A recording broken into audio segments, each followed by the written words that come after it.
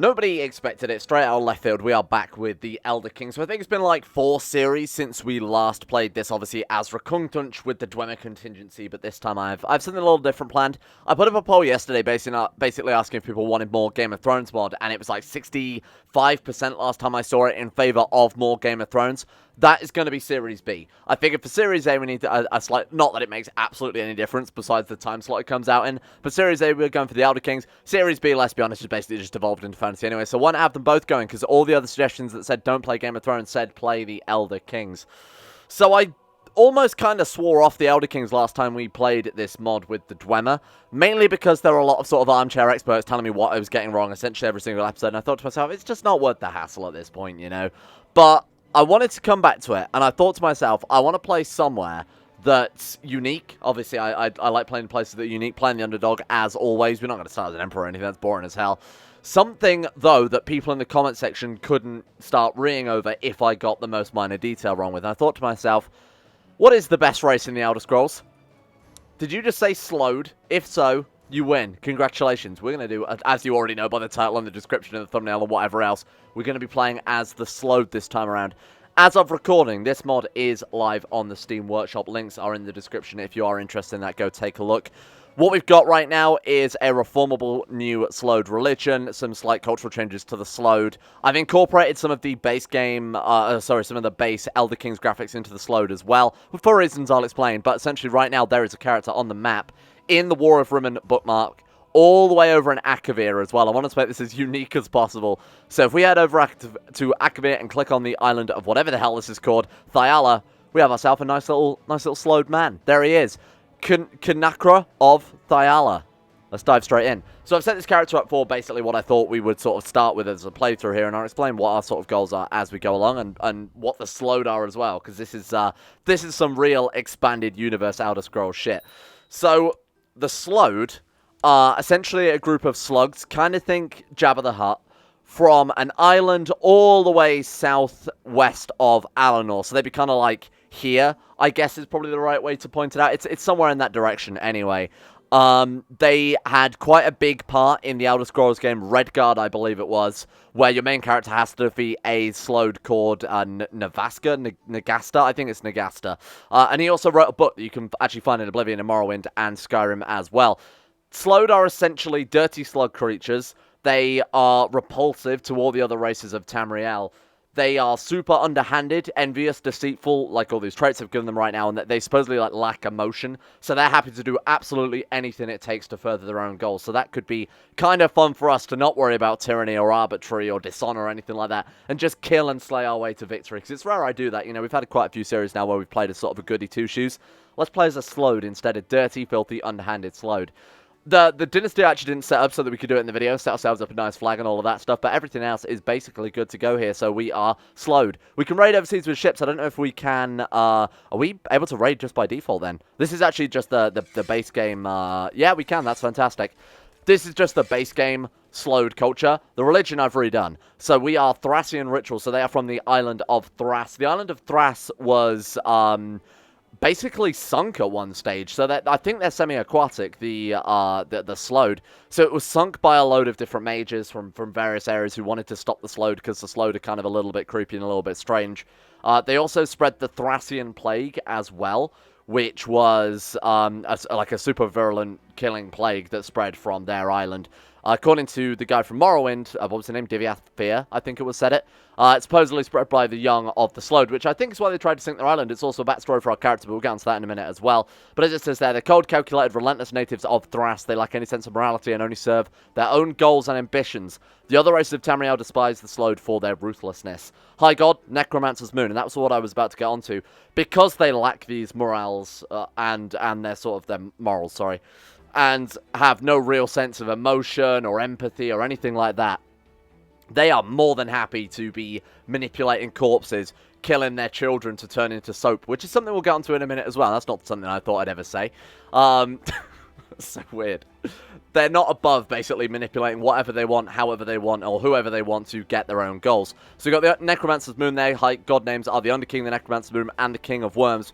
So one of the biggest Sload, and the only Sload characters in the Elder Scrolls game, Nagasta, was a servant of Manny Marco. So those who have played Oblivion, the Mages Guild storyline in that, Manny Marco, King of Worms, an alien necromancer, Lich Lord, they worked closely alongside with him. The Sload, that is, worked closely alongside Manny Marco, because they all kind of have similar goals, huh? They're also not above working with any Daedric princess they feel like in order to sort of further their own goals. So that is something we can do later on in the series. I'll add back my... I didn't actually think about it till now, but I'll add back my little mod that I made that allows us to sort of track down and hunt down Daedric scholars so we can flip whatever Daedra we worship whenever we feel like, rather than just having the scholarship focus. Scripture. Nagasta Kavata Kavakis was the book that you can find in Oblivion. You can find it in Morrowind and Skyrim as well. Here's a little fun, like, Outer Scrolls tidbit as well. The book that you find in the Brethren in Oblivion in the town of Hackdirt, their book translates to the same thing as Nagasta Kavata Kavakis, so there could be some creepy sort of undersea dark gods going on there as well. Would also make sense seeing as these guys are clearly filthy, sluggy fish people. Rulers can order adult unlanded courtiers to take the vows. Doesn't really make much sense in hindsight now I think about it. This is basically just the Order of the Black one that I've kind of modified to make it a bit more sense, and also added some new mechanics too. Priests can marry. Religion allows women to own temple holdings. The Sload are actually they're non-gendered while they're adults. So when they're young, they're both genders, and then when they're older, they have none. That is represented in this by the Sload having 0% fertility, or minus 10,000% specifically. You're probably thinking, how the hell are we going to avoid a game over? I'll get into that in a second as well. There's a lot to talk about here. So this is going to be sort of an introductory episode to the rest of the series. Can designate any valid offspring as an heir. We have elective gavel kind essentially, but we can flip it over to like Tanistry or something like that, which would be kind of awesome. Can be reformed. That's one of my own little features there. We can re-empower the Sload people, and I'll sort of explain how we'll do that as well. And there is in mechanics, there's no religious head, unless, of course, we choose that during Reformation. I didn't realize we could raid that. That's kind of cool. Like I said, that's base game. I haven't actually affected that. I'm using the incredible Chimer, or Chimer, depending on how you want to pronounce it, icon set here for the buildings as well. This is in the base game Elder Kings, mainly because the Thrasians, the Sload, whatever the hell you want to call them, these guys built all of their buildings out of coral. So I thought this one kind of looked the most appropriate. Supposedly they had a gigantic purple or blood red tower made of coral. So this one sort of suits that. Does look very, very nice. The other one I was considering was the Pyandonia ones, which also sort of works. But we've gone for that one just to give it a nice little bit of extra flavor there. That is everything I think we need to talk about in regards to the sort of upfront features of these characters. So like I said, we've got Religious Reformation. I've chucked in 5 holy sites spread across Akavir. Now, one thing I found with the Storm God playthrough that we recently did in Game of Thrones is that sort of reforming religion was the end game goal, which didn't make any sense, because obviously you reform the religion to get new features, and then you play with those new features to make your life easier, or to make your religion more powerful. We ended the series by reforming a religion, so I want to avoid doing that this time around. And this is going to be our sort of middle ground play. This is our sort of middling goal, is to try and... It's not necessarily reformation. Reformation is the wrong word, but to bring power to the otherwise sort of landless, exiled, Sload people. So we can reform the Thrasian rituals and sort of bring some power to it. Give more power to our main guy, because like I said, Sload only serve themselves their own ambition. And of course, I've added a couple of doctrines, as is my usual way. So we have the doctrine of Nagasta Kavata Kavakis, which is the necromancy book written by Nagasta. And then we also have my favorite thing I've ever made in any series or any video, Sload Soap, which we'll talk about in a minute. I originally read that as Sload Soup when I played Morrowind, which was even more confusing. So Nagasta Kavata Kavakis unlocks targeted decision to use prisoners in necromantic rituals, and allows the gathering of dead bodies after battles to be used in necromantic rituals. So I'm going to add a second, well, we've already got in the game, a second sort of system, which supplements Magicka, which is going to be the amount of corpses we have available to us. So we'll just have like a corpse variable. We'll see that as we go. Sort of similar to how we've got Magicka 0 out of 38. We'll have corpses, which will have a value. That will allow us to do certain different types of magic, different types of decisions as well, sort of more Sload-specific ones. Maybe switching over Daedric God could be incorporated to the amount of corpses we have. But essentially, we're going to focus more on the necromancy aspect of things, as that is sort of the Sload way of doing things here. The other one, Sload Soap. So, in lore, it's very, very, very little written about the Sload, besides the guy out of Redguard. That's essentially all we know, and the Thracian Plague, and the minor little bits that they've added to the game here and there. There's no real backstory to them or anything like that. One thing we know about the Sload, though, is they sometimes take their own children and turn them into bars of soap, which gives them some bonuses. So that's exactly what we're going to do. We can use up our courtiers, we can use up our children to get some bonuses out of that. I won't talk about it too much, because obviously we've got all this to come later on there. So it says allows targeting of young slowed for conversion into soap as long as they are under the age of 10. Allows slowed to, young slowed can prove themselves useful, but they first processed into Ranator. So basically, I just grabbed a word from the Navasta Kavaka's book for a lot of this slowed shit. 'Cause obviously, the slow don't have words or titles or phrases or anything like that. It's all just written down in one book. So, oh, and there's also humans fear and detest necromancy. The slowed see value in the bodies of the unliving. So that's what we've got coming up. And like I said, that should be our halfway goal. Let's not fall into that same trap once again of allowing ourselves sort of the end goal of reforming the religion. It kind of defeats the point of me adding all these extra features, huh? So the other thing, two more things to talk about is, number one, people hate the slowed. They distrust the slowed. The slowed are greedy. They're underhanded. They apparently smell terrible as well. That's one of the other minor little things they've actually written about the slowed in lore here, is that they repulse other races. We've got a general opinion minus 25 there. We've also got a same trait opinion plus 25, so the other slowed are indifferent to us, because of course they would be. But everyone else hates us. Now, I've added a sort of background effect to our character, and this is another thing you can do with necromancy if you've got enough bodies. You can cast an aura over yourself to make you seem slightly more appealing. I didn't want to go full-on shapeshifter, because that would kind of defeat the point of playing as a slowed if we're just going to shapeshift into like a Tangmo anyway. But I've added the ability, it's sort of a hidden thing, slowed aura. You can see it there. We get a +3 from that. That is more of a game mechanic-based one than a natural trait, but what it allows us to do is actually join societies, and allows us to interact with these other characters. Normally in the base game, that's forbidden. I thought for certain powerful slowed rulers, they should be able to circumvent that and make other people trust them a little bit more. Another minor little bit of detail they've written about the slowed on the wiki is that they can sort of, although they don't really know what it means, they can engage in diplomacy, and they can sort of fake emotions and things to try and impress people. So let's just pretend our guys are doing that. Well, we don't even need to pretend. That's actually the established law.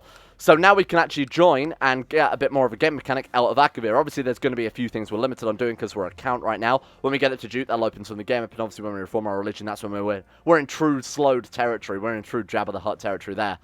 The other feature, I think this is the fun thing I've got to talk about off the top of my head. Apologise for taking up quite a fair amount of the video here with the explanation, but I think it's important.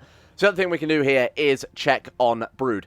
So, as I said before, the slowed actually have a minus 10,000% fertility when they get past their sort of, they're more or less insects, so they have 3 different stages, like larva, or pupa, or whatever the hell you want to call it. Then a sort of middling transformation, which is, or metamorphosis, where they can breed and reproduce, and then the third stage they turn to the more humanoid, just disgusting slug creatures, which is what we are. In lore, when they hit that third stage, they lose all their ability to breed or procreate. So to make up for that, I've added the ability to check on our brood. That allows us to essentially adopt an orphan, right? Someone to take over from us should and if and when we die. So that way, it's kind of like the base game adoption system, right? Because that's already in the Elder Scrolls. Besides that, though, welcome back. We are back in CK2, another underhanded little. This is going to be a nice, tricksy little villain, which I kind of like. Cause it's been a long time since we've had a lot of goody two shoes characters recently, like the Storm King to some extent. Obviously, we did have to play very cleverly about that, making people like us. The Brother La Baguette was obviously a literal saint. This time, we're going to be an absolute big dick. Gruminaire, I think that's obviously pointless to take because we can... Oh, can we get married immediately? There's a lady slowed in our court. Journeyman Mage, Hardy. I mean, obviously there aren't male or female sloweds. That's irrelevant to these guys, but we can marry them for game mechanic reasons. Natantri and Kanakra have gotten married. We can collect a royal aid duty to pay for the ceremonies. I think we'll take the prestige. Now, what we want to do is probably immediately rename our house here and set that up quite nicely. Angeliac. What have we got then? I don't really know any slowed names. So I'm going to call you the Mighty Slowed House of Hutt. Or, except we can't obviously just go straight with Hutt. It's going to have to be called like Nahut or Kahut. No. Nagasta works. Okay, so we'll go for Nahut. We'll go back to that one. There we go. That's perfect. Straight off the top of my head there. That's very original. Right, let's pick a nice flag for our boys as well here. We've got to go for... You know what? We haven't done this in a while, huh? I know how much people love this. Right, let's just go for... Oh, man, this is already looking incredible. I'm a big fan of that.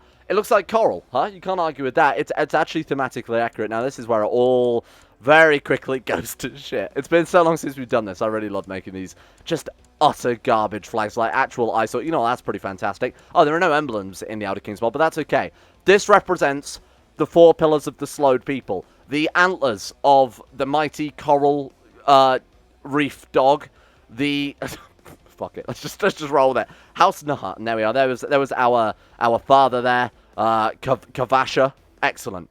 Let's unpause. Maybe there's a little story that will come our way, huh? Oh, we're now a serpent. Well, that seems pretty appropriate that we'd be kind of a deceptive little, sneaky little boy there. Also kind of looks a little bit of a filthy... I mean, the snake kind of looks like a slug, except not at all. Neither have legs. I think Thracians, Slode, actually do have legs, don't they?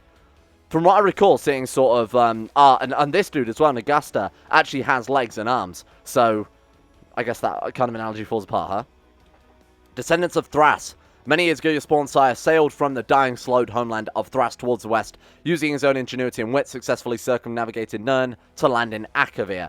The Thousand Islands of the Tangmo would be perfect home for the Sload people, and he would rule as king. That is what he believed right until you bored him as he slept. Now you will rule the Sload migrants by using your superior magics. You have cast powerful aura over yourself and manipulate the natives of the Tangmo into granting you an island for your people. I build a new Thras. So, like I said, the Sloads only believe in ambition and greed and sort of self-serving natures there, which is why our guy boiled his own father / spawn sire. Apparently, Sloads don't give a shit about the kids because they literally turn them into soap.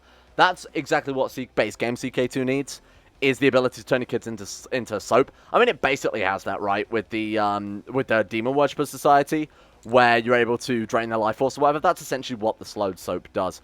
So, what do we want to do then? I think we need to basically grab ourselves a duchy as soon as possible. So, our original island does not have a holder right now. The Duchy of Thyala. We could go to war with this little monkey fella here. Oh, Akavir, by the way. So, those of you may have just heard about it, like Akavir Katana, the Akaviri army that the Blades wear. It's kind of a little bit distant, obviously, from the mainland. So, the Akaviri, it's kind of confusing. I don't remember everything about it. So there are essentially a few different inhabitants of the Akavir here. So in the very far south, we have the Kamal. These are, as you can see, the Empress Telma of the Dear Kamal Empire. I don't really know a huge amount about them. They don't play too much. I believe they did launch an invasion of Cyrodiil at one stage. Was it not a Kamal invasion, or was it a Saechi? I don't remember. Someone will correct me in the comments, but I'll get all my facts up together before we get too dived into this playthrough. Oh, they actually have bloodlines as well. Blood of Adasum. Oh, that's kind of cool. Oh, there you go. No, it was these guys then. A warlord whose ability was matched only by their ambition. Adasum united the command and led the invasion of Tamriel. So, Tamriel was for quite a long time under the control of Akaviri peoples. I don't remember whether it was the Sechi.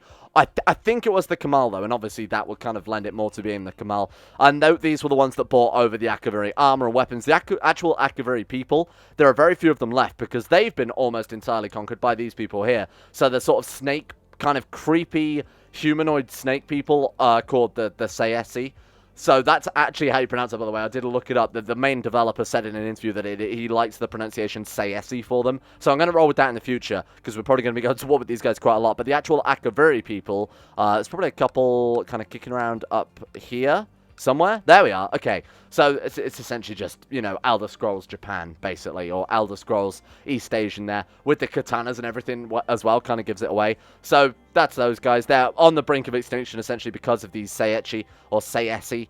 They are kind of like vampires as well. I believe they are some sort of variant of vampires. There's a whole bunch of information about them there. This divine reptile will drink the splintered souls of dragons, reuniting them into a single whole, and elevating the Saesi chosen people to godlike status. It's going to be interesting, because I don't really know a huge amount about Akavir. Of course, nobody really does, because they haven't really turned up in any of the games, huh? The other people we have are I think they are called Patron, yeah. So the Patron are just tigers, right? They're generally quite similar to Khajiit. Don't know if it says anything about them here. This character is Patron, a filiform humanoid from the sunbaked deserts of eastern Akavir. The knack for introspection makes them superb mages and schemers. So there you go, some sort of magic cat people. And then there are the Tangmo, which are they're literally just monkeys. I don't know why else you want me. Like, that's actually just straight up a monkey, huh? So there we go. Those are our enemies. It's Tide Campaign. And right at the very, very northern tip of Akavir, if you watch the Dwemer Contingency one, you might recognize these guys are the people of Ki. These guys worship the Cult of Cthulhu, which is basically just Hermaeus Mora. They worship a select amount of good Daedra, so Hermaeus Mora, Sheogorath, Vermina, Nocturnal, and Mephala. They worship Hermaeus Mora, the most popular, which is probably why, you know, they've got... Cthulhu is probably just their word for Hermaeus Mora. To my knowledge, Cthulhu doesn't actually exist in the Elder Scrolls universe. I mean, their brethren kind of worship him, but I think it's just Hermaeus Mora, let's be honest. So, let's get this duchy then. That all being said, I think we're fully up to date now, huh? I think we can actually play the goddamn game now. I've caught everybody up to speed. I know that it might be a bit of a slow episode, but there are a lot of people who will never have seen Akavir if they've just played like Skyrim or Oblivion, or won't know anything about it besides, you know, they use katanas, Ryuga Wagateki Wokurao. So let's obtain a rare artifact. Can we make ourselves a duke? Which one is it? Become a king. I don't really want to become a king. The king of Langdin. Where is that? I assume it's just like, oh, it's all of the islands. Wow, I was going to say I assume it's just a handful of these islands, but man. So what's the du jour then? The Emperor of the Qing Mo, I think is how you pronounce that. That's fairly huge. Okay, so and that's all monkey, is it? It absolutely is. What's this one then? So this is the Empire of the Carpo Toon, are obviously the cats that we've talked about before. They're on sort of this southeast side, so split off by this mountain range. And on the top, I assume this is the Empire of the Sayesi. Takara, yeah, more or less the same thing there. And then this one is probably Akavir, I assume. The Empire of the Dami. Oh no, it's not. It's different. It's the key people by the looks of it. They're giving them massive octopus, and then this one is Kamal. These guys are already an empire, right? Yeah, Empress Telma of the Durkamal. Unfortunately, we are gonna have to go to war with these people because our holy sites for the Thracian rituals there, and then we can reform that into the Sload Hegemony. These boys have one of our holy sites. So Mavikara there. County Mavikara in northern Dir Kamal. I've tried to set this up so that we're going to be at war with all of these guys, so we will be able to see all their different cultures and religions and features and whatever they've got going for us. It's kind of just an Akavir showcase campaign, right? So that we can actually see this very much unexplored world of, or part of the Elder Scrolls world. It's very, very cool. And then we've also got these ones up here. So we're sort of sticking to islands because the Sload are a sort of an island-dwelling people.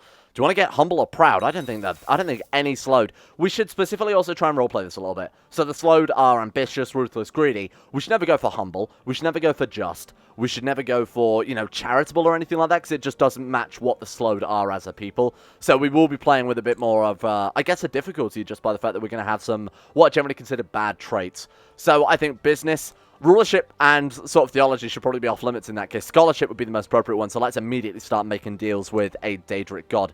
I don't know if there are any in particular. I guess so. Daedric god of the undead. Is that Vermina? Mafala? I don't remember. I'll have to look all of the Daedra up. It's been a while since I've done anything to do with the Elder Scrolls. The last thing was obviously the Dwemer contingency, and they didn't really turn up too much. But we'll have to take a look into those guys and see who we want to make deals with.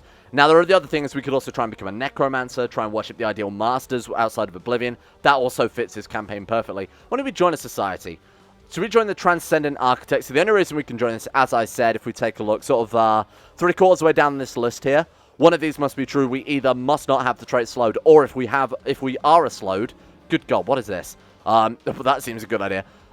If we are a Sload, we must also have the Sload aura, which we will get through necromancy to make people sort of trust us a little bit more, make us seem a bit more approachable and not a disgusting, repulsive, filthy creature. The charismatic preacher has convinced me, and I've embraced their cult. What? Publicly, your religion will remain unchanged. However, you will follow the ways of the cult in secret. What cult? We haven't been told. Should we just embrace it and see what happens? Nothing. Okay, I thought that might be the case. Yeah, no, we haven't flipped religion. Thank God to start off with there. Paragon of Virtue. Make a friend. Obtain an artifact. These guys are all about greed and about sort of hoarding. So let's obtain a rare artifact. We can do that probably fairly easily. Do you have any boats? We've got 4 boats. We have to play Tour for quite a long time. Then let's blast the speed up. Is that just going to fire every 30 seconds now? Oh, no, it looks like we're good now. All right. So what can we build? Also, if you've got any suggestions, by the way, for the mod as we go forward in the series, please feel free to throw them at me. There's not really much about the Sload, as I said, on the wiki or anywhere. So new buildings, new retinues, sort of ideas for events, that type of thing would be very, very cool and accepted fully. We've got a very good starting province here, huh? Castle, city, academy. So can we hold cities? That should be the first thing to check here. We absolutely can. Can hold castles, forts, shrine, academy, and cities. So feudal in the Elder Scrolls world just basically means you can hold whatever the hell you feel like, essentially, besides, obviously, tribal. We can hold it without penalties as long as it's counties of our culture. I think that's relevant anyway, because I believe all of Akavir is feudal. We've also got a Saechi matriarchy there. What is that? Saechi matriarchy. Closely resembles a feudal government. It depends on the contract between liege and vassal, but its name indicates it's dominated by females. Oh, right, okay. Only females are allowed to inherit matriarchies. While it's not unheard of for a male to control a matriarchy, they will draw the ire of their vassals. Interesting, so just base game CK2, but reversed. Cool. We've also got a republic there. What is that, a monkey republic? Oh, that's so cool. Grand Mayor Nigel. Nigel Mowong of the Monkey Republic. Okay, this is already off to an incredible start. We can turn our kids into soap. We've got Grand Mayor Nigel. You are my great friend. I would like to start swaying you. It's very much in the nature of the Slow to sway people, because like I said, it is a whole passage on the wiki about how they're capable of manipulating people, and how they're capable of, sort of feigning emotion to get what they want. And it would make good sense to make friends with, at least some of the people nearby to try and improve relations and that type of thing. Let's join the Transcendent Architects then. So what are these guys? The ancient organization known as the Transcendent Architects have existed for thousands of years, practicing the arcane arts and studying magical phenomena in towers that dot Akavir's remotest peaks. Politics mean little to them, so they're kind of greybeards. As they typically perform their experiments experiments sound good, far from civilization. They are willing to provide their services to anyone with the finances to support their enigmatic existence. This sounds perfect for us. Can we flip this into a slowed sort of mages guild instead then? So initiate, we can study a specialization, we can, oh man, we should do that almost immediately. And the specialization is something we never really saw in the Dwemer society, because of course Dwemer are tonal architects, so they don't really do things like that, huh? How do we do that? How do we study specialization? It just says study _ specialization _ power _ desk. Tell I haven't done that because they spelled specialization wrong. It's a joke, okay? I get it, you spell it with Z in America. You've begun construction of an observatory. It will take some time to collect all necessary materials. Let's start work on our magical powers, because that's what we're going to need if we stand any hope of forming a duchy, let alone a kingdom level title. Let's start work on our own magical powers. In the background, we'll sort of start making deals with Daedra. We might want to bring in a sort of a Daedric army or something like that. That could be very, very helpful, especially as we're going to be kind of short on troops right now. We're kind of low on numbers. So 441. What about you? 1009. We've got to be very careful about how we play this very, very early game. Your acquaintance Giron died of a bad case of the flu. I think starting next episode, we're probably going to have to do some heavy editing just during the early game a little bit to help get into the sort of more meat of the campaign. Some prospective students of magic are visiting the guild hall and would like to learn the basics of magic as self-defense. The Transcendent Architects have offered me the job to teach them, of course. Absolutely we will, as long as we get some gold out of it. Today's lesson will be on conjuration, in this case summoning a Daedric minion. Now I begin. The essence of conjuration is summon bound, not unbound Daedra. Watch closely as I call forth a clan fear. Can we screw this up? Can we, like, fail and you know, bring about destruction to the academy or something? There we go. And being a slowed, we did accept, obviously, payment for that, as well as some theurgical renown there. So, hopefully, we can get up from Experienced Mage to... so there's 5 levels of education in the Elder Scrolls, or the Elder Kings, if you've never seen us play this before. So there's Experienced Mages like Master Mage, and then Legendary Mage. Legendary Mage is very, very difficult to get. You also can't get it via the regular education. You can get level 4 via regular education, but I didn't want to start super OP, because magic in this mod is super, super OP, I think it's fair to say. Oh, we're a popular ruler. This character was well liked by nearly every ruler nearby. What? Why? Hang on, let's check our opinion map mode. Nope, you're a liar, sir. You are an absolute straight-up liar. Everybody is very much orange to red about us. Okay, then. Thank you, game. Appreciate that one. It's so hard to think about what I could do to endear Grand Mayor Nigel the Second. It gets even better. Twice as good. I'm already so perfect, after all. Why would I need encouragement in order to enjoy the pleasures of being in my good graces? That's a very slowed way to put it, huh? I'll write him a letter about me. That's very true. How peculiar. Grand Mayor Nigel II was not impressed by my generous gift. Has my splendor reached such magnitude that common people are too blinded by it to recognize it what it is? He just doesn't understand me. We sent that nice monkey man a letter about ourselves, telling him how great we were. For some reason, he wasn't impressed. So, this is what we want to do to get in good with a Daedra. Let's find out what secrets Oblivion hold. I don't really remember what the best Daedra should go for from the previous campaign. Ooh, what is this? Ooh, what is this? While traveling your domain, an interesting object catches your eye not far from the road. Maybe something as mundane as a peasant's misplaced farming tool, but what if it isn't? This warrants further investigation. 67% chance of receiving a sum of gold or a random loot item of varying quality. It's probably because we want to obtain an artifact, isn't it, huh? Let's do it, of course. Oh, we got gold. Shit. Oh, from the sounds of it, we got gold, huh? Yep, I don't trust this guy. Look at him. Guildmate... Evil? Oh. Evialas. I thought I said Evil Ras. That's it. I can't stand you anymore. Fine with me. We've now immediately made a rival. Great start there. Fantastic. So I wonder what we can actually get out of this event then. Seems to obtain a rare artifact. Oh, nice. Within your laboratory, you pour through old terms about the Rams of Oblivion. The old stories are the same. Ambitious rulers and questing heroes strike bargains and perform amazing feats to receive incredible boons. Try and gain diligent? Oh, you shit slowed idiot. God damn it. So, I think when we can afford it, we probably want to check on the brood as soon as possible, right? So that we can actually adopt ourselves an heir. Wouldn't hurt. Definitely would help out. But there is a massive cooldown on it. We can't just do it whenever we feel like it, besides just having the gold. You can't just be incredibly rich and spawn, obviously, 100,000 children. It's every few years we can do that. Oh, okay.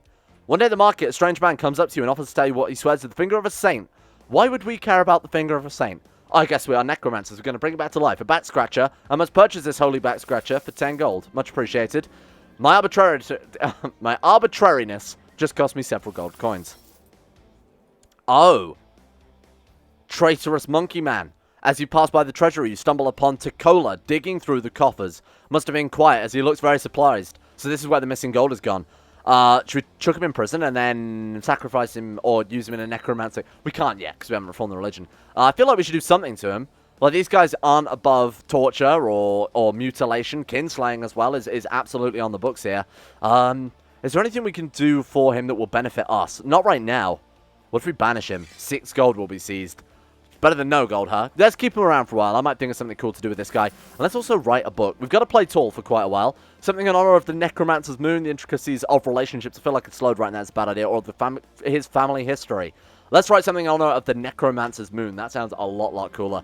The dusty text you perused earlier had some useful information, but nothing's important to delve into the mysteries of oblivion. You need to hire a scholar. This is where we get to choose.